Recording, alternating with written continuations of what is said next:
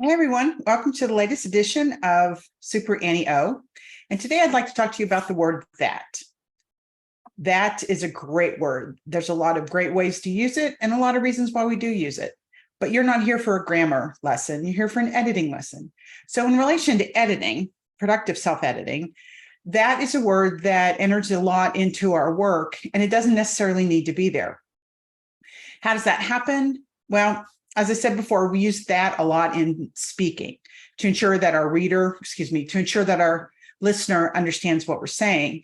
And then that kind of sneaks into our writing because we're translating what we're saying to ourselves as we're writing into what gets down on page and what gets down on screen. And I think there's a little underlying, little subconscious way of that. If we don't have that in there, our reader won't get what's happening in the sentence. So the next question you're probably saying is, Annie, why is it that big a deal? Why should I give a shit about this? Well, if you're traditionally published, word count is probably something you have to deal with.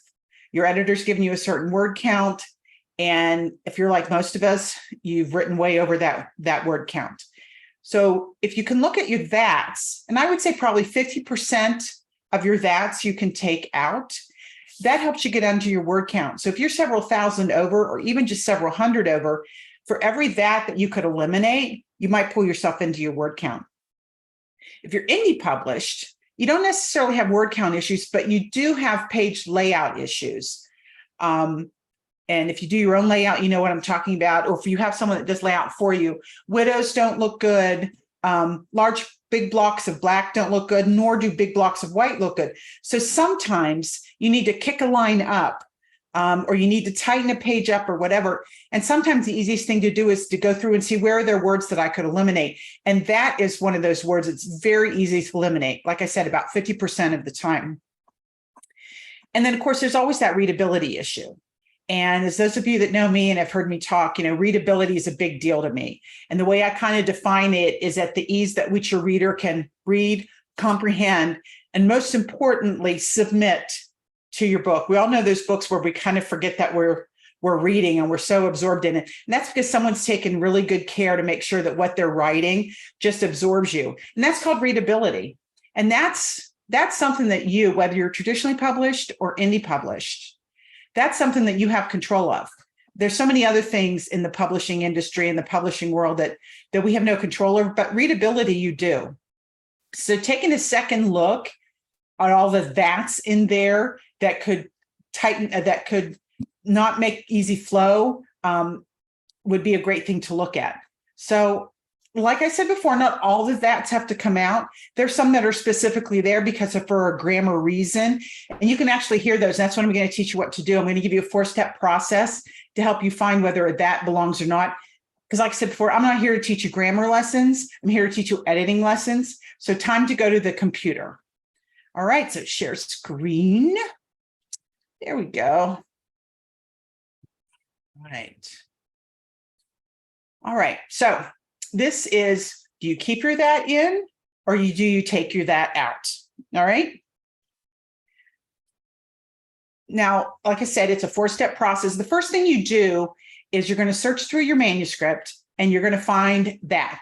All of us, whether we're using Scrivener or Microsoft Word or really any word processor, it's going to have a look and find or a search and find method. So you're going to tap in that and we're going to look for that. And we find our first sentence.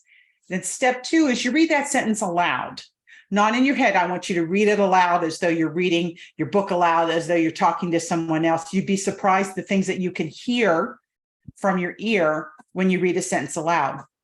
And then step 3 is you're going to read that same sentence, but now you're going to read it without the that in there. All right. And then here's where the magic happens.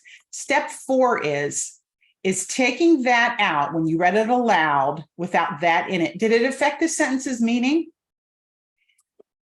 If it didn't, take it out. If it did, leave it in. Okay, so a real simple 4-step process. I'm going to step you through a couple sentences here, and then we'll dive into a manuscript and show you what I'm talking about. Okay, so step 1, we searched for that, and we found this sentence. And then step 2 is we're going to read the sentence aloud. Bruce shattered the vase that Kay bought for her mother. Now, the next step is we're going to read it aloud, but without that. Bruce shattered the vase Kay bought for her mother. So taking that out, did it affect the changes? Did it affect the sentence's meaning? No, I don't think it did. So I'm going to take that out. Okay, you see what we're doing here? Let's do another one. All right, we found another sentence. We did the find, and it found me another sentence with that in it. Step 2, read the sentence aloud. Queen Anne had never been talked to that way before. All right, the next step is we're going to read it aloud without that in it. Queen Anne had never been talked to way before. Oh, I think that one's pretty clear. Step 4, did taking that out affect the sentence's meaning? Very much so. So we're going to leave that one in. Okay, one more sentence here, and then we'll go into the manuscript. Step 1, search for that. We found the sentence. Now we're going to say the sentence aloud. The boss let us know that vacations would be canceled. Step 3, read it aloud without that in it. The boss let us know vacations would be canceled.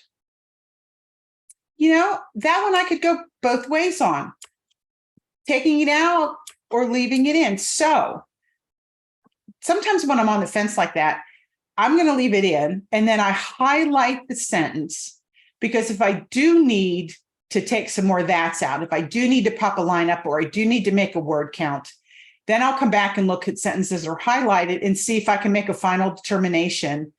And if I really need it, then I take it out. And I'll show you how to do that in the manuscript, okay? Okay, so let's see if we can go into my manuscript. Okay, here we go. This is a manuscript on Till Death Us Do Part that I published a couple of years ago. But this was a pre-edited version, so I'm going to show you. So first thing we do is we're working with Microsoft Word. We go to Edit. We do our find. All right, and you see this little window comes up. So I type in that. And now we're going to go our first that. All right. And if that is at the beginning of the sentence, if the word that is at the beginning of a sentence, I usually try and read the sentence before it just to help me get a better flow. Vicky could only imagine the look on his face when he read the article. That granite scowl, tight lips, hardened tendons along his jaw, standing out like cables. All right, step 3, we're going to read it. Take that out. Vicky could only imagine the look on his face when he read the article. Granite scowl, tight lips, hardened tendons along his jaw, standing out like cables. Step 4, did it make a difference? I don't know that I have a strong version either way. I think it's kind of like that third example I showed you on the PowerPoint. So what I'm going to do is I'm going to highlight this one.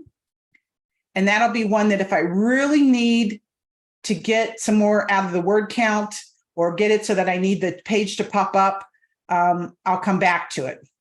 But for now, I'm just going to leave it in there. All right, so we go back up. Step 1, we find our next sentence with that in it. And oh, here we have one that's got 2 in this sentence. So my suggestion is we just deal with one at a time. Okay, so step 1 we found is. Step 2, now we're going to read the sentence aloud. However, the first Scotch in 6 months did little to soften the blow of overhearing the Baroness tell a friend that her stepson's silly infatuation with that barren American trash was finally over. All right, step 3. Now we're going to read it without that in it. However, the first Scotch in 6 months did little to soften the blow of overhearing the Baroness tell a friend her stepson's silly infatuation with that barren American trash was finally over. Oh, I think that was an easy one. It didn't change the sentence at all. So we're going to take that one out. But we did had a second that in there. So now we're going to read it again. And let's take that out and see what it sounds like. However, the first Scotch in 6 months did little to soften the blow of overhearing the Baroness tell a friend her stepson's silly infatuation with barren American trash was finally over. Well, here's a good example of, yes, taking it out would make a big difference. We need to, and again, I could go into the grammar reasons why, but that's not why you're here. This just, all I can say here is for reasons of understanding and readability, that needs to stay in there to point to the important information in that sentence. So we're going to leave that one in. All right. Let's do a couple more. Step 1, we find our next sentence with that in it. Okay. Step 2 is we read this sentence aloud. And that if Brianna refused to cooperate, well, there were other ways to end a marriage. Step 3, take that out, read the sentence aloud. And if Brianna refused to cooperate, well, there were other ways to end a marriage. Okay, good. Another good reason where we can take that one out. All right, step 1, find our next one with that in it. All right, we've got one. Step 2, read the sentence aloud. No amount of scotch could ever make Brianna believe that her husband was only consoling a friend about her father's recent death. All right, step 3, now we're going to read the sentence aloud without that in it. No amount of scotch could ever make Brianna believe her husband was only consoling a friend about her father's recent death. Step 4, did it change the meaning by taking that out? No, it didn't. So I'm going to take that out. All right, let's do another one or two. All right. Step 1, we found our next sentence with that in it. Step 2, we're going to read it aloud. She screamed that he was replacing her because she couldn't get pregnant. Step 2, read it aloud. Step 3, read it without that in it. She screamed he was replacing her because she couldn't get pregnant. Step 4, did it make a difference by having when I took it out? No, it didn't. I'm going to take that one out. All right, let's do one more. All right, step 1, we found our next sentence. Step 2, read it aloud. He yelled that her drinking had made her paranoid, so unlike the woman he'd fallen in love with. All right, step 3. Now we're going to read that sentence without that in it. He yelled her drinking had made her paranoid, so unlike the woman he'd fallen in love with. So step 4, did it make a difference by taking it out? No, it didn't. I'm going to go ahead and take that one out. Okay, so you see, that's how you do it. 4 very simple steps. Step 1, search for that. Step 2, read the sentence aloud.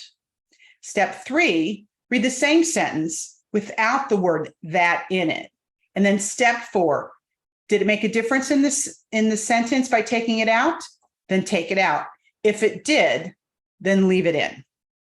All right, so thank you for spending a little time with me. I'm going to get hard at work at the next video and put it up. And until we meet again,